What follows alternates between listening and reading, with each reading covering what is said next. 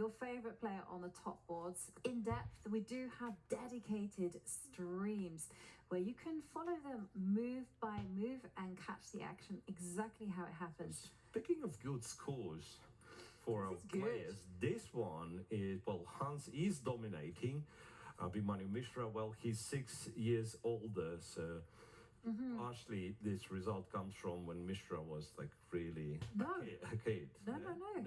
Actually, it came from 2023, 2024 in the US championships and in the US Cups. And also, I think back in 2020 when Hans decided that he wanted to become a grandmaster, and Mishra, you know, there have been a few painful losses as well for Mishra. I mean, I can think of the last one where it looked like it was going to be a draw for a long time, and then at the last moment, Hans managed to find a way to win. And look at this. What I gotta say, it's a very exciting opening. Yeah, absolutely. So it all started with d4 knight f6, c4 g6, and when Mishra does it, he doesn't mean King's Indian, he means the Grunfeld, right? We've seen him playing the Grunfeld. Hans goes h2, h4. And we've been told by engines nowadays that h4 can be played pretty much in every single position. But this one, if I'm not mistaken, at least on a higher level, it dates back to Moscow candidates where Veselin Topalov played it against Anish Giri, and that was, I believe, the first time that has been seen, and that is 2015, if I'm not mistaken. So there've been quite a few games since. Like Magnus Carlsen has tried out this h4 idea against Maxime Vachier-Lagrave, which is Mr. Grunfeld. Yeah, it seems that they had a game with both colors. It seems in the like database. Maxime Vachier-Lagrave is the one that they keep playing h4 against. Right. So Black, from my understanding, Black is not supposed to react to h4 with h6 or h5, which you sometimes would do under different circumstances, because then White gets to choose the Grunfeld line, where inclusion of this h4, h5 is inferior for Black.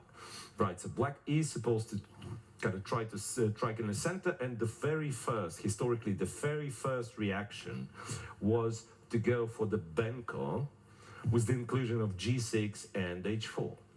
Which Black was trying to make an argument, you know what, my g6, which is anyways the part of a plan, is better than your h4 move.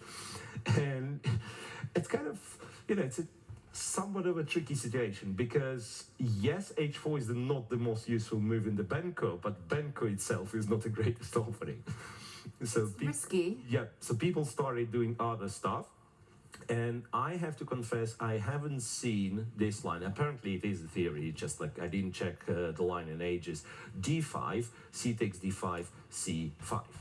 Yeah, this one, according to my master's database, only one other game between Paravian against Brandon Jacobsen. Jacobsen. Yeah, Brandon Jacobsen. I pronounced that like a Norwegian would pronounce it. My goodness me, what's wrong with me? Brandon Jacobsen is very talented player from the US and very sharp, very. However, when I check the internet database, I see a lot more games. And we've been moved on. We've been evicted from that game. Yeah, I insist we will come back at this at some point, but for now we are moving to board 6, where we have Praggnanandhaa, our top seed, facing Evander Liang. Evander recently crossed the 2,700 mark. He did that in the Chennai Grandmasters and had a quite impressive tournament. He's coming back. He has suffered a loss, though. So he's one of those players who really, if he wants to get that qualifying spot, wants to get that superior tiebreak, he has to start winning. Knight f3 seems to be the move of the day. Knight f3, knight f6, g3. This time we have something much more standard. Transposing into a Catalan where Black plays c6 and after c3 goes b6. I remember the only thing I know about this line is knight d2. There was back in the day there was a trap, so white could go knight to e5, and then apparently the modern kind of opinion on this is to get. I'm actually still not sure what they play because bishop a6 is one way. But anyway, the trap. Let me show you the trap. So bishop b7, which is not great because white goes e4. And then if you were to go knight to d7, because like you take on c4, white takes on c4, white has the center, right? You take on e4, once again, white has the center. So black would go knight d7, and this is where white has a funny tactic. Knight takes c6, bishop c6, e takes, c takes. Now the bishop is attacked, and after bishop drop back to b7, you go d6, attacking this guy and that guy. Bishop g2, you have your little intermezzo, takes on e7, king g2, and this way you win the pawn. And in fact, in some of these positions, black quickly blocks the pawn on d5, and black is okay. Not here. This one is really, really better for you don't have the b6 square for a knight. Well, interesting trap. I didn't even know that one. I just knew that white goes knight d2, and that's the end. And it dates back to a game of Zoltan Ribley against Ivan Radulov in 1973. And since then, a lot of players, even of a grandmaster level, fell for this because black moves are so natural. Right? If you went b6, so you go bishop b7, you go knight d7, and off you go. Anyway, knight d2, which is kind of a similar idea to go with e2, e4, build the center. But with the knight on d2, I imagine black can consider bishop a6, or sometimes they would even go a5 and follow it up with bishop a6. Well, can you go a5? I mean, that feels like it's a5, a little bit slow. And you go e4, right? Yeah, I mean, the first move is e4. And you have Fedoseev. Fedoseev maybe is the only one of a higher rating who played that. So dc4 is a move, bishop a6 is a move. So dc4, knight c4, bishop to a6, b3, and then you can go b5. By the way, b5, knight goes, you go b4. Now, in order not to lose an exchange, you have to go to e2, and black can try to take the pawn. That is Fedoseev's game against Alexander Predkin. Bishop b2, queen to a7, and white, of course, has fantastic compensation, right? But does have white. If white has an advantage, it's still unclear, right? So white puts the knight on c4, blah blah blah. But black again can develop, can go a4, start trading off those pawns on the queen side. So it is a playable position, strangely, which is even computer doesn't think that white is so much better. Yeah. Well, we will see what approach a wonder takes. a5 is a possibility. I suspect we might see bishop b7 or bishop a6 just to kind of put the pressure on immediately. Yeah, but bishop b7, e4, what do we do? Because all of that, like if that was to happen, you know, c5 is not a move yet, right? c5 is not a move yet. After knight d7, I believe white has bishop f4 is one thing, and then kind of, so at the very least it seems white's gonna be getting a pair of bishops or something. Yeah. And there's also, like, if white gets to play c5, and we would get the similar structure as in Lagnon Muzic game yesterday. Like that bishop was being not good. So maybe bishop a6 is the better one, just to ask the question. What are you going to do with a c4 pawn? Either way, this one is going to be tense. Let's move on down to another game, which I am sure is going to be fire. Arjun Erigaisi against Sam Sevian. Arjun, he needs to win after his loss earlier on in the tournament to Matthias Blubau.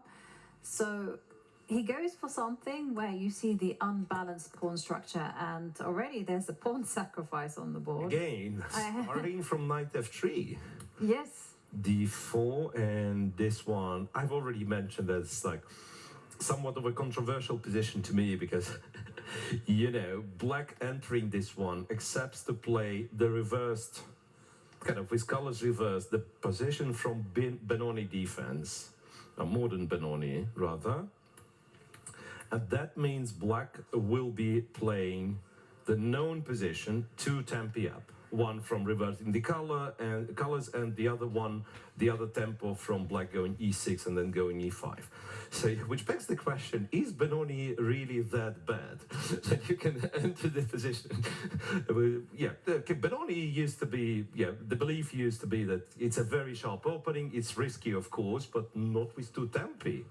And now, strangely, black voluntarily enters those positions and finds himself okay. So b4 isn't really a pawn sacrifice because you'll take e5, right? So knight takes, bishop takes, then white gets to take on e5, and white's probably slightly better, slightly more pleasant, once again because of this pressure on b7.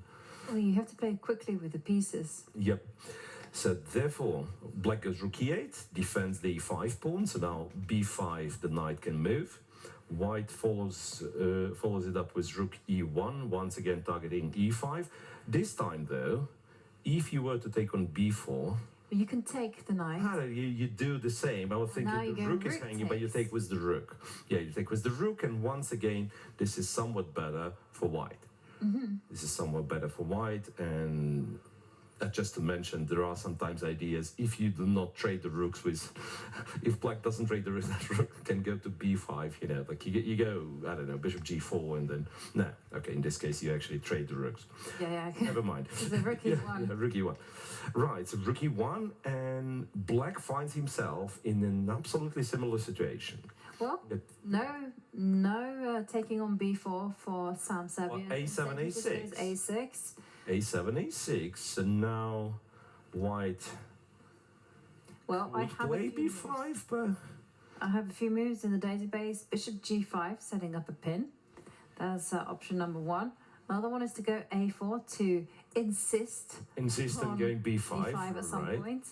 Another one is to go c5. Now c5, I'm cautious about even playing that move because you do concede the d5 square. So c5, the problem with playing c5 in those positions that black can play either bishop c7 or bishop f8. In this position, by the way, it is important because if you were to go here to c7, apparently after bishop g5, you are in quite a bit of trouble because it's not easy to get rid of this pin, and if you were to go h6, then bishop f6, queen f6, and there's a pin on the e line, so white can take on d4. But after c5, bishop to f8, c5 grants access to d5 for black, and the knight on d5, not only it attacks the b4 pawn, but it wants to jump to c3. So you're absolutely right, c5 has to be played in a very, very cautious manner. Yeah, that was actually a rule of thumb that I learned when I was playing white against the Benoni. You know, whenever they did, like in that case, c4, and you'd get knight d4. You'd get knight d4. Right, sometimes you can allow that, but I want to say that's a combination of factors. If you were to go c5, okay, I mean, if we go c5 and then the bishop drops back, and now imagine this knight is not on c2 but on d2, right? So if we follow it up with a jump to c4, and we attack the e5 pawn, we want to go to b6. You know, so it's more of a kind of an initiative-based move. Yep. So you have to follow, or rather want to follow it up. Want to follow it up with energetic play. Absolutely. Because structure-wise, it's not the greatest of ideas to go c5. You're absolutely right. Okay, so this one, Arjun needs a fight. He wants to win. Right. And someone else who wants to win is Jan Nepomniachtchi. And Saric was that? Wow. Saric, yes. What? And take a look at this. Who has used up the time on the clock? It's Ivan Saric. Yes. Who computer thinks is better? But Ivan Saric. Has barely used any time. Now, is this bluff or is this deep preparation? Could be, well, in case of Nepo, it could be a combination of the two. So it could be a deep preparation, which objectively kind of is better for white, but thinks he kind of prepared it very well and trusts his abilities to play those unbalanced positions. It could be that it's the combination of factors. We could quickly check how it came about. So it was the it was bishop e3, e5, knight b3, bishop to e6, f2, f3, an attempt to play English attack. And black, I believe the main moves are either bishop e7 or h5, restricting white's abilities to go g4. Okay, let me double check. Yeah, it's h5, the most popular, bishop e7, and the third is knight to d7. Knight c6 played by Nepo, which is like only 120 games, which is not too little, but compared to like thousands and thousands played with h5, it's a relatively rare line, which Nepo played, it seems, against Yu Yangyi and Ernesto Inarkiev back in 2017-2018. Queen to c2, queen to e2, pardon, knight e7.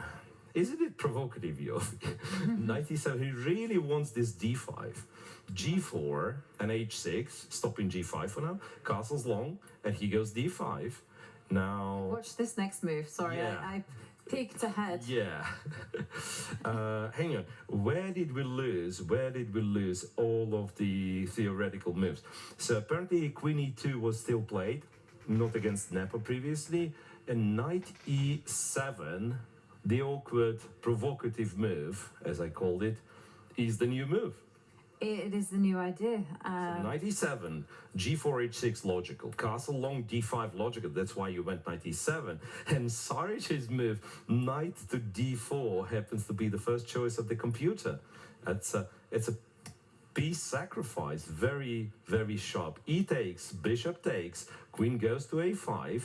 Now, well, if you don't have a follow-up, black is absolutely fine. So you take on f6, d takes e4.